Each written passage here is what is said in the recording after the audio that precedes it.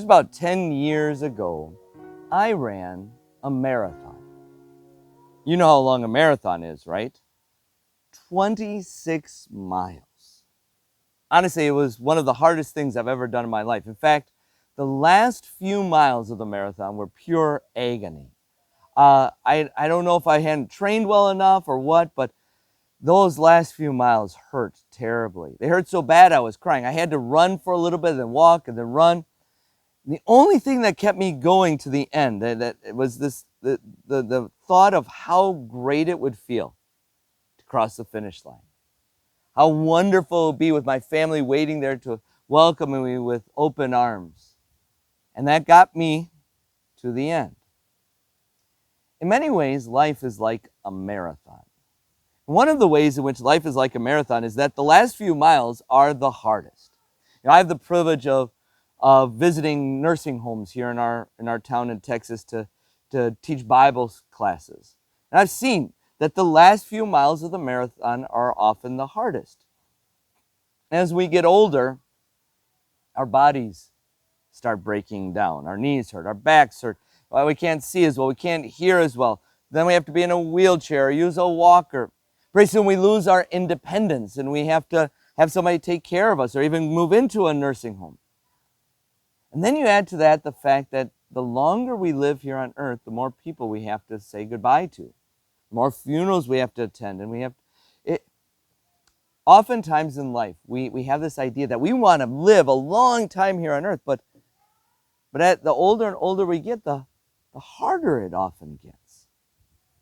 But one of the things God gives us to help us as we deal with the pain of those last few miles is to remind us how great it is going to be to cross that finish line.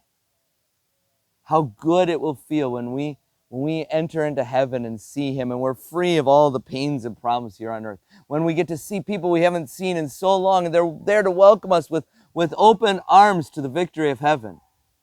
And the truth is, we don't deserve that victory. The truth is that along the way we have messed up so many times on this race of life. We have fallen onto the side. We have messed it up with our sins and the mistakes we've made. The amazing thing is, though, that Jesus won the prize for us. You don't have to win the race. You don't have to earn the prize. Jesus won it for you by dying for you on the cross. Heaven is yours. All God says is finish the race.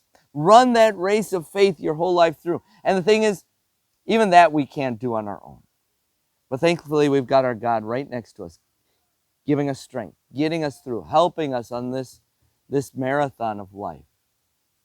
And one of the helps He gives is to keep us focused on that finish line and how great it will feel when we get there.